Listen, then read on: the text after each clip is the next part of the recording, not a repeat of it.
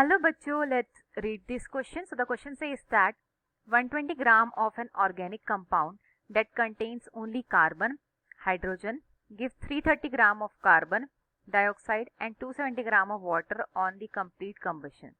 The percentage of carbon and hydrogen respectively are option A is 25 and 75, option B is 40 and 60, option C is 60 and 40, option D is 75 and 25. So first हम लोग यहाँ पे की concept लिखेंगे, जो की concept का हम यहाँ पे यूज करने वाले हैं.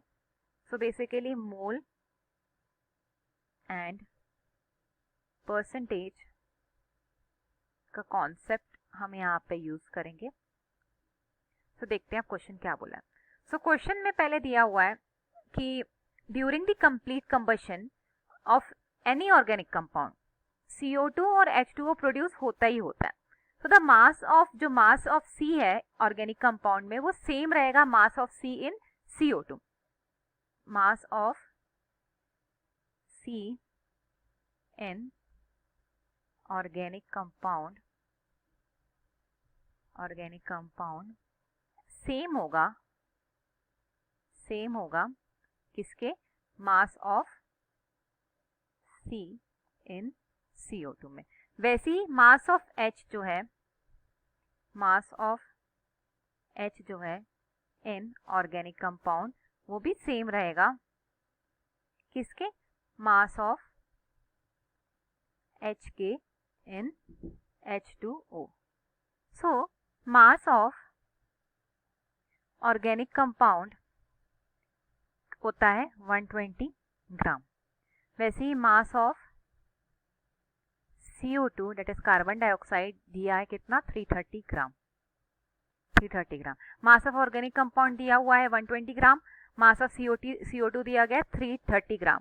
सो मोल्स क्या होगा, ये दोनों का जब हम मोल्स निकालेंगे तो मोल्स ऑफ CO2 निकालेंगे पहले हम, दोनों का नहीं, सिर्फ CO2 का मोल्स निकालेंगे.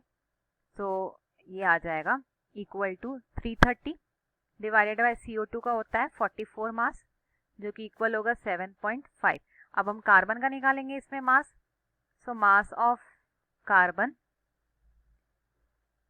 इक्वल टू 7.5 और C का क्या होता है 12 इक्वल टू 90 ग्राम. अब परसेंटेज ऑफ C निकालेंगे, परसेंटेज ऑफ C जो कि किसके इक्वल हो जाएगा 90 multiply by 100 divided by 120 that is mass of organic compound. तो ये किसके इक्वल हो जाएगा 75%.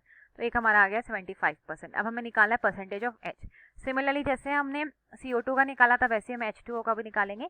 सो मास ऑफ H2O कितना होता है 270 ग्राम.